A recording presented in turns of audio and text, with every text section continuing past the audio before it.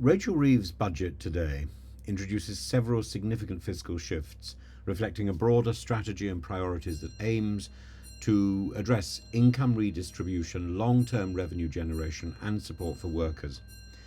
I think there's six major principles tying it together. The first is the progressive taxation focus, as the budget increases in national insurance for employers, capital gains, inheritance tax. It indicates a strong tilt towards taxing wealth accumulation, property, and high income earners. And this approach suggests an ideological shift towards progressive taxation, with revenue distribution being a priority, particularly from wealthier segments to fund public services and investment. The second is this fiscal drag and inflationary adjustment, and freezing tax thresholds and the slow increases on allowances creates a fiscal drag that indirectly pulls more income into taxable brackets over time. This technique is subtle yet effective, generating significant revenue without directly raising rates. However, it can quietly impact middle income earners, particularly in times of high inflation. Thirdly, there's a support for the lower income workers with the boost to the national living and minimum wage, illustrating a commitment to supporting lower income earners and the cost of living crisis. So the cost of living crisis is something that can then be addressed, and this move aims to improve economic equality, but places additional pressure on businesses, especially in industries reliant on low wage labour, with potential consequences for competitiveness and employment stability. The investment through borrowing, the additional £50 billion for investment projects, signals a willingness to increase debt for capital expenditure, leveraging long-term borrowing for infrastructure and public service enhancements. And by redefining fiscal rules, this approach highlights the flexibility in debt metrics to prioritise immediate economic growth over debt reduction.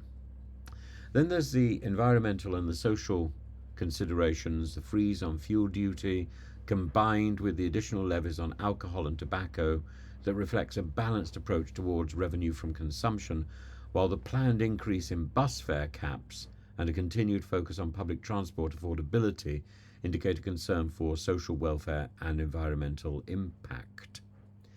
The reduction of tax loopholes, finally, the abolition of non-dom status and the imposition of inheritance tax on pensions aims to close tax avoidance routes often used by the wealthier, and by targeting such loopholes, the budget emphasises a drive towards a more equitable tax system, reducing the scope for legal tax avoidance.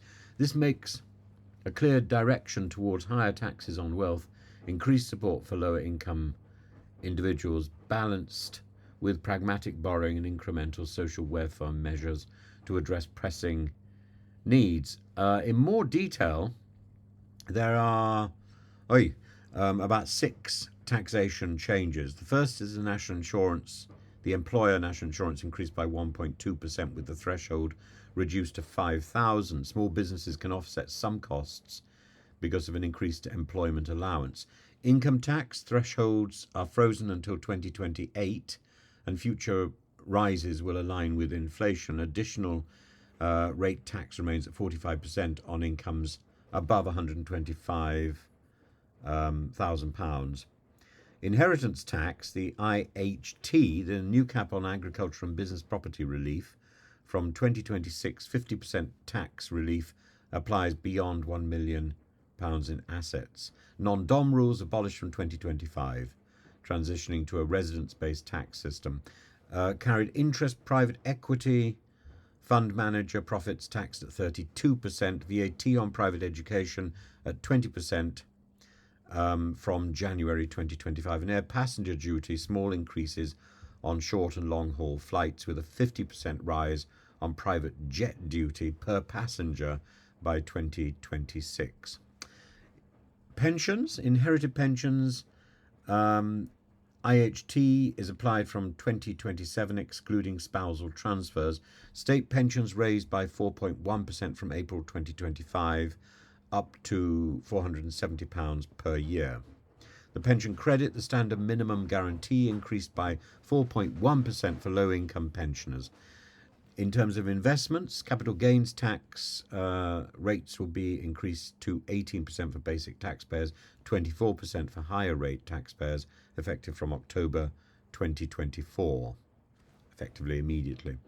AIM traded shares are going to be capped at 50% with IHT relief.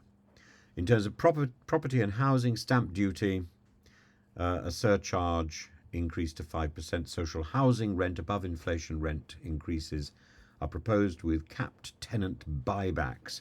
Affordable housing, an additional 500 million is allocated plus extended funding for new social homes.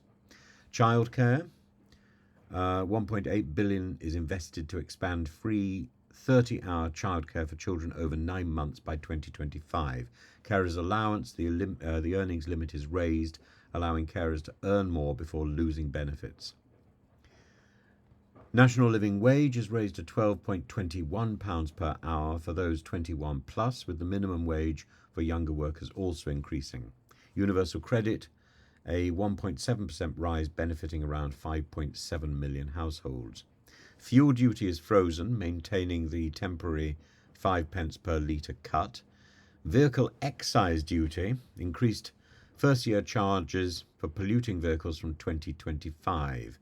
Bus fare cap increased from £2 to £3 by 2025, with specific rates held in London and Manchester.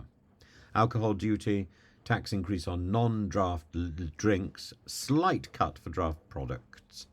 Tobacco and vaping tax, the duties raised with a new vaping tax introduced from 2026.